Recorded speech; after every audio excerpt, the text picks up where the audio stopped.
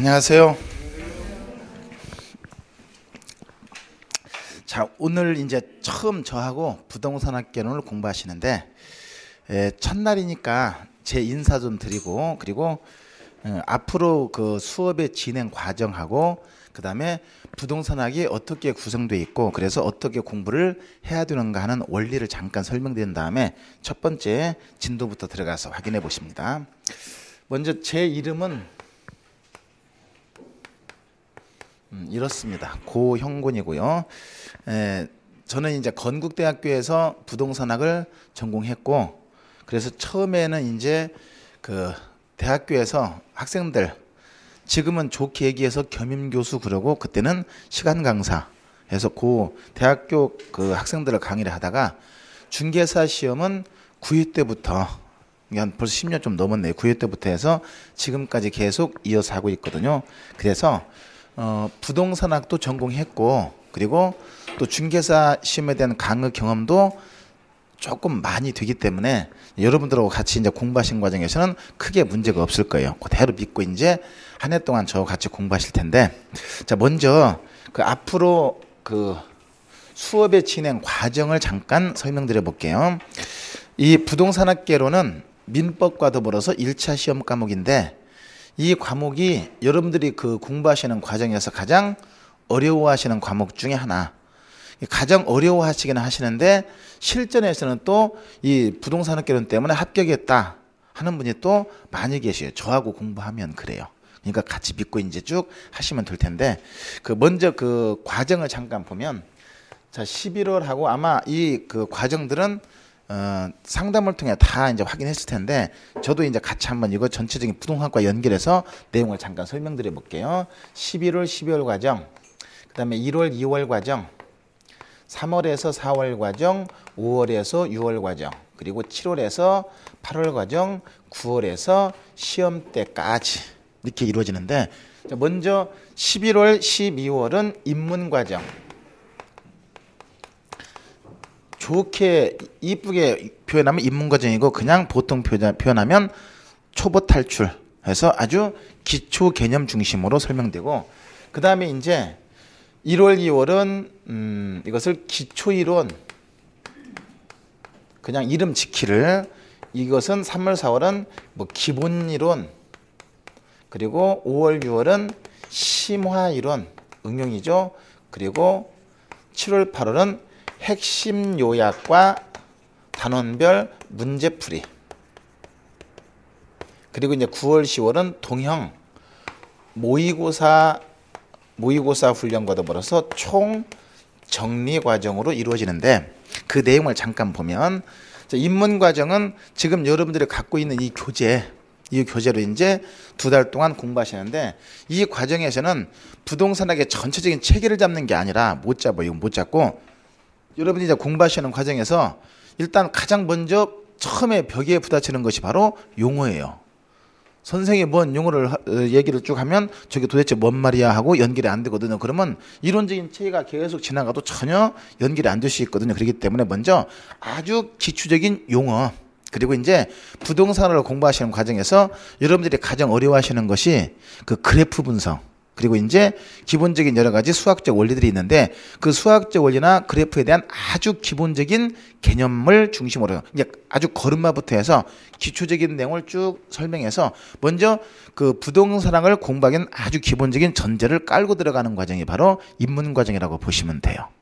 해서 이거 진도와 관계없이 아주 기초적인 개념 중심으로 쭉 설명드릴 거거든요. 그렇게 해서 이제 입문 과정을 쭉 확인하시면 되고, 그러면서 이제 12월 한 중순쯤 되면 기본서가 출간되거든요. 그 기본서가 이제 보통 여러분들이 얘기하는 중고등학교 때 배웠던 교과서나 마찬가지예요. 기본서가 출간되는데, 기본서는 이거보다 한 두께가 한 서너 배 이상 두꺼워요. 제법 두꺼워요. 그렇게 해서 이제 기본서를 통해서 이제 쭉 그 1, 2월부터 이제 기본 이론 중심으로 설명드렸는데, 1월, 2월 과정 2달 과정, 그리고 3월, 4월 2달 과정에서 기본 이론 중심으로 해서 수업이 진행되는데, 이때는 1월, 2월과 3월, 4월은 그 강의의 수준은 크게 차이가 없어요. 내용이 좀 들어갔다 빼졌다는 것 뿐이지 강의 내용은 큰 차이가 없거든요. 그렇게 해서 1월, 2월 기초적인 이론 계속 반복하고 또 3월, 4월 계속 반복해서 2번에 걸쳐서 이제 진도를 마무리하고 벌써 그럼 반복하네요. 이제 반복하는 이유는 좀 이따 설명드릴 텐데 그렇게 하고 이제 기본적인 원리가 파악되면 그 다음에 이제 조금 더 계속 기본만 하고 있을 수는 없으니까 그 기본적인 이론의 바탕을 두고 이제 그 내용들을 문제에 적응할 수 있도록 조금 더 응용되는 내용까지 해서 설명드려요. 그래서 이때는 기본적인 개념은 거의 손은 안 대고 이제 이걸 응용해서 전문적인 용어 중심으로 해서 이제 좀 더 심화 이론으로 수업이 진행되거든요. 그렇게 해서 이제 어느 정도 수준이 조금 올라가면서 이론적인 체계가 잡히면 그 다음에 이제 설명되는 것이 단원별로 핵심 요약하고 그 다음에 단원별 문제풀이.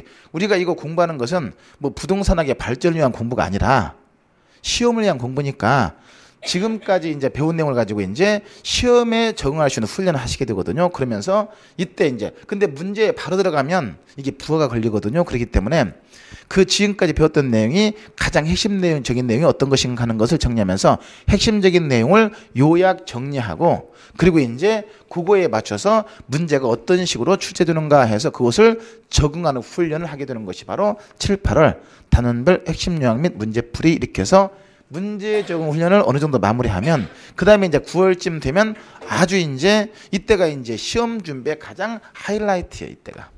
이때는 그래도 뭐라 하냐면은 먼저 동형 모의고사. 동형이라는 말은 그냥 말을 붙인 거거든요.